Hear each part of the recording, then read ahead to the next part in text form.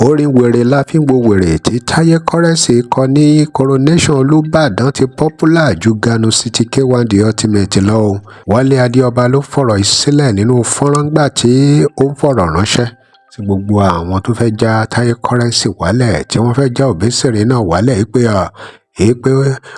wèrè la fi ń wo wèrè yìí àwọn tó lórúkọ nínú àwọn olórin fújì wọn kọ pé ṣùgbọ́n àwọn ọ̀tá Táyé Currency pé wọn ò fẹ́ kọ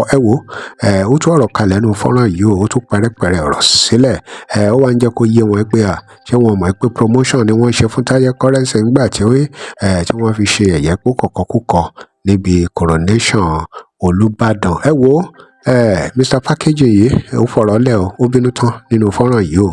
ó tú kẹ̀rẹ̀kẹ̀rẹ̀ kódà ó fẹ́ jọ wípé ó ń fi àwọn ohun tó lágbára kan ránṣẹ́ sí wọn ẹ̀yin èèyàn wa ẹ gbọ́ fọ́nrán ìdílẹ̀ kẹgbọ́ ohun tí Wálé Adéọba sọ nípa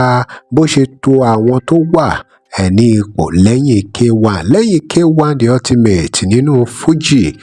bóyá no popularity dẹ̀ ní ká pè lọ́wọ́lọ́wọ́ báyìí ta ló kàn ṣé Táyé Currency ló kàn ní Obesere ní àbí ta ni ẹ gbọ́ ẹ̀kúnrẹ́rẹ́ lẹ́nu Wálé Adéọba. Orúkọ mi ni Wálé Adéọba Mr Packaging. Kò ní bàjẹ́ fún gbogbo wa o, kò ní bàjẹ́ lágbára Ọlọ́run. Nǹkan tí mo fẹ́ ṣe lálẹ́ yìí, fídíò tí mo fẹ́ ṣe fún gbogbo àwọn AFC, that's Akpesin family ni mo fẹ́ ṣe fún. Mo dẹ̀ fẹ́ ṣe fún títa àwọn àgbà akin náà Obesere Paramount King of Fuji music Alhaji Abbas Akande Obesere. Mo fẹ́ ṣe fún àwọn méjèèjì fídíò tí mo fẹ́ ṣe lálẹ́. Èmi ti sọ mo ní tí bá máa sọ̀rọ̀ máa bá yín fadé dé ni.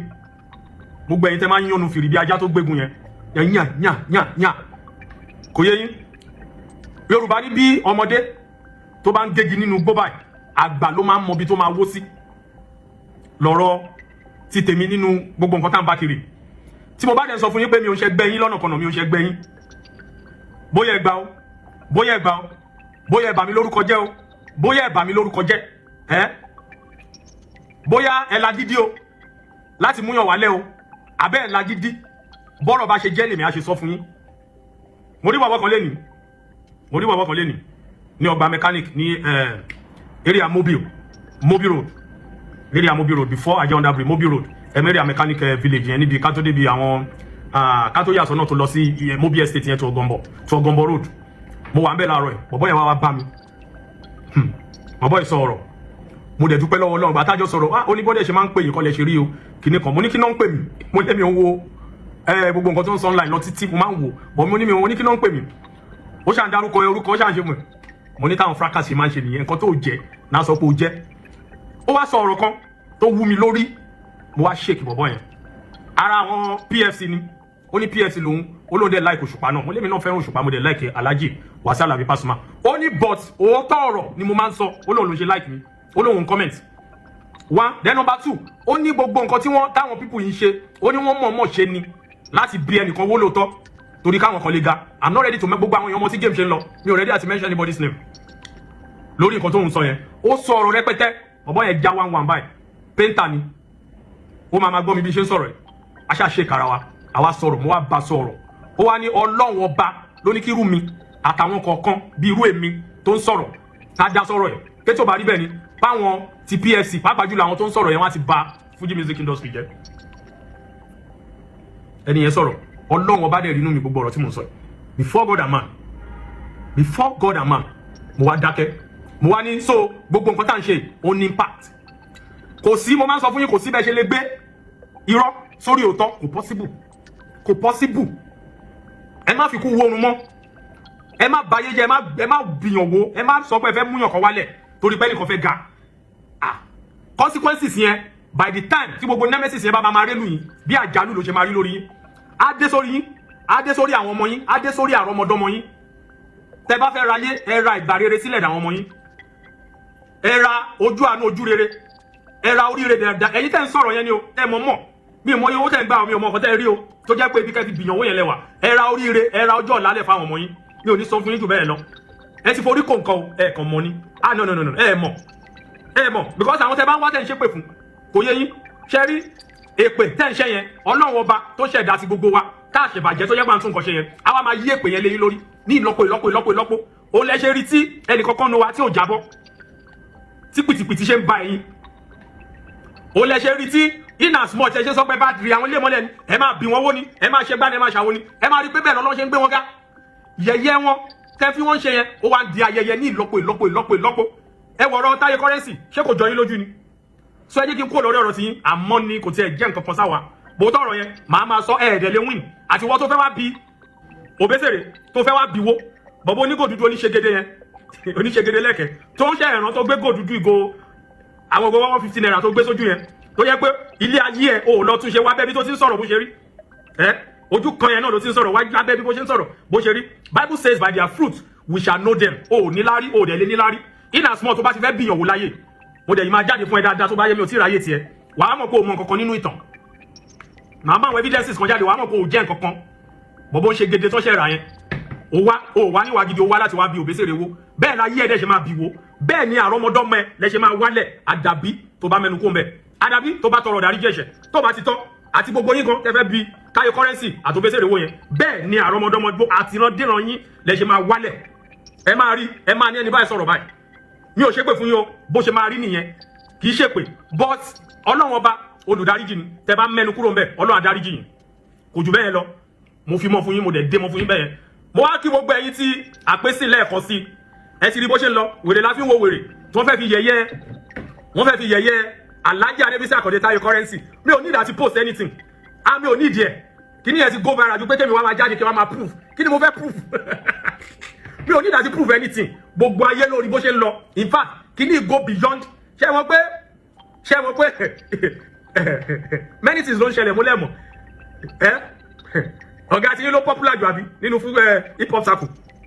ṣé wọn kọ́ pé Táyé Currency Dékúnlé Gold àwọn kan dẹ̀ tún ti tó ń sì tó tún ju Adékúnlé Gold lọ tó ń pè ààyè ni ò sí ẹ má máa ṣèbàjẹ́ èèyàn ẹni tẹ́ lélélé tẹ́ ẹ bá dẹ̀yìn ẹ máa parun ni ìkọ́ tó kù fún yín nìyẹn sìn tẹ́ ẹ bá ti dẹ̀yìn ẹ máa parun ni wèrè la fi wo wèrè ẹ wo bí tó ti wá dé wèrè la fi wo wèrè àwọn tẹ́ ẹ̀rọ kó kan wájú wọn tẹ́ ẹ̀rọ kó gbà wọlé àwọn bí ìyẹn ẹ̀ṣẹ̀ gọ́vnọ̀ Ṣèyí Mákindé and the rest ẹ̀rí bọ́n ṣe ń káwọ́ sókè wèrè la fi wo wèrè àwọn ọba tún jó àwọn ọba onírùkẹ̀rẹ̀ wọ́n tún jó wèrè la fi wo wèrè is everywhere has gone viral in fact over viral ẹnu yín wá rọ ẹ lè sọ̀rọ̀ mọ́ ẹ wá jẹ́ kámọ̀ ká má ṣe nígbà tí mo sọ fún lórí kúkú yín gbà yẹn pé promotion ẹ̀ ń ṣe publicity ni àti gbogbo yín tẹ́sáré inú yín ń dùn nínú ìbànújẹ́ èèyàn nínú pé nǹkan tẹ́yìn rò pé mistake yẹn inú yín wá ń dùn gbogbo yín sáré yànnú fìrì ẹ̀ ń ṣe bí olórí burúkú káàkiri orí burúkú tẹ́yìn wá ń ṣe yẹn ẹ wá fi ṣíjú àwọn èèyàn sóríire ẹ wá wò bó ṣe gbogbo ẹ ṣe go viral ẹ tún wá jealous tí ẹ fẹ́ kọ́ lórin ó ti go viral ṣé bí gba Ganusi gbogbo yín lẹ kọ́ Ganusi gbogbo yín kọ́ Ganusi abẹ́ kọ́ Ganusi ó wá di wèrè la fi wo wèrè tó trend ju Ganusi lọ lọ́wọ́ tá a wà Ganusi K1 ó trend jù lọ lamba yẹn trend ẹ bínú débi pé ẹ tún lè kọ́ mọ́ orin àwọn tó dẹ̀ wúlò jù yín lọ wọ́n ń kọ́ mọ́ orin èmi àwọn afádé dé fún yín ní sẹ́bi kọ́sẹ̀ ẹ̀ lọ́pọlọ ẹ̀gbọ́n kankan Òbésèré tẹ̀ ń sọ tẹ̀ ń pariwo kiri wọ́n ti book Òbésèré di May next year kí n tún já yín sí di May next year wọ́n ti book Òbésèré bó ṣe jẹ́ mo ṣe sọ fún yín ní pápá ò lè wálẹ̀ kò wálẹ̀ o Currency ò lè wálẹ̀ àwọn ọ̀gá tí yín náà rẹ̀ pé kò wálẹ̀ ẹ má bí ìyànwó là ń sọ fún yín Agbo Fuji kò dẹ̀ ní bàjẹ́ lẹ́yìn K1 the ultimate lẹ́yìn K1 the ultimate lẹ́yìn K1 the ultimate lẹ́yìn K1 the ultimate ẹ̀mẹ́ta mo sọ yẹn Currency ni o lọ́wọ́ ta wà báyìí lẹ́yìn Currency Òbésèré ni o lọ́wọ́ ta wà báyìí tí ṣò ṣe ń lọ mo ṣe sọ fún yín nǹkan tí mo mọ̀ mo ń sọ nǹkan tí mo mọ̀ ni mo ń sọ àwọn tẹ́yìn fẹ́ bí wo yẹn wọn á dúró sórí mo ti sọ fún yín pé tẹ́ ẹ bá wà kẹ́fù Currency à overtake gbogbo yín ṣé kò overtake yín ànínú yín pò ọpọlọ yín dẹ̀ dojúbolẹ̀ ẹ wá jáde o kẹ wá tún wá sọ̀rọ̀ ẹ wá jáde kẹ wá bẹ̀ẹ̀bù kí lẹ tún fẹ́ ṣe kí ni dàda yín fẹ́ dà kí lẹ fẹ́ ṣe tẹ̀ tún ṣe kí ni ẹ̀yin tó jẹ́ pé bẹ́ẹ̀ ṣe wà yìí òtútù ti mú yín mọ́nu lé ìgbẹ́ burúkú lẹ́yìn àgbẹ̀ gbígbóná gbogbo ẹ̀yin ti PFC àbí AFC gbogbo ẹ̀yin ti Currency ẹ kú oríire gbogbo torí yín mo ṣe jáde ẹ kú oríire Currency ò kú oríire Òbésèré ẹ kú oríire Wálé Adéọba èmi náà kú oríire ẹ ṣe pé kí ló kọ wá ẹ wo dàbọ̀ jàre Currency tó ti wọ́n Òbésèré àti Currency wọ́n ti ju bọ́ǹbù lu yín láyà gbáà ó ti bá yín gidi ẹ má lọ jókòó síbi kẹyìn ọlọ́tẹ̀ alábòsí. tó òun láti gbọ́ yẹn ẹ̀yin èèyàn wa kí lẹ rí sí ṣe rò wípé èyí tí Wálé Adéọba tún sọ nígbà tó máa parí fọ́nrán yìí kò tún ní dájà lẹ̀ nígbà tó sọ pé Táyé Currency ló kàn lẹ́yìn K1 the ultimate ṣé kò ń ṣe nǹkan táwọn èèyàn tún máa gbàgbé gbá ọtí ẹ̀yin èèyàn wa kí lè ròyìn lórí ọ̀rọ̀ yìí àbí ká sọ pé lórí ọ̀rọ̀ àṣà tó popular báyìí torí wèrè la fi ń wo wèrè gẹ́gẹ́ bó ṣe sọ náà ni àwọn èèyàn ń kọ báyìí o tí ó sì jẹ́ pé àwọn lọ́gàálọ́gàá gan nínú orin fújì náà ń gbé káàkiri ẹ̀yin èèyàn wa kí lè ròyìn ẹ dá sí ẹ drop comment remember to like share and follow us thanks for watching. Àlọ́ fún ìpolówó ọjà pé WhatsApp number page